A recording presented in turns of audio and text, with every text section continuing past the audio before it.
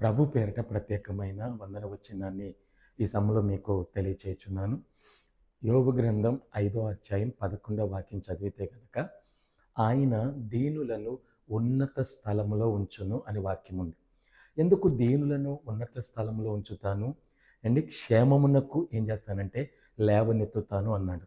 అంటే ప్రతి ఒక్కరికి ఏం కావాలంటే క్షేమం కావాలి. ఈరోజు నీ కుటుంబంలో నీకు క్షేమం ఏదైనా కరువైనట్లయితే, నువ్వు దీనుడుగా ఉండి దేవునికి మొరపెడితే దీనులను ఆయన మామూలుగా ఉంచడంట, ఉన్నతమైన స్థానంలో ఉంచుతాడంట. ఈరోజు దైవ దీవెన నీకు కావాలంటే, ఈరోజు దేవుని ద్వారా వచ్చే ఆశీర్వాదం నీకు కావాలి అంటే, నువ్వు దీనుడుగా ఉండి దేవునికి మొరపెడితే గనక దీనులను ఆయన ఉన్నత స్థానంలో ఉంచుతాడంట. క్షేమమునకు ఏం చేస్తాడంట? లేవనెత్తుతాడంట. కాబట్టి నన్ను లేవనెత్తు ప్రభువా, నీ క్షేమం నాకు దయచేయి ప్రభువా అని నువ్వు ప్రార్థన చేస్తే ఆయన నిన్ను ఉన్నత స్థానంలో ఉంచటానికి నిన్ను లేవనెత్తువాడు. ఆమేన్.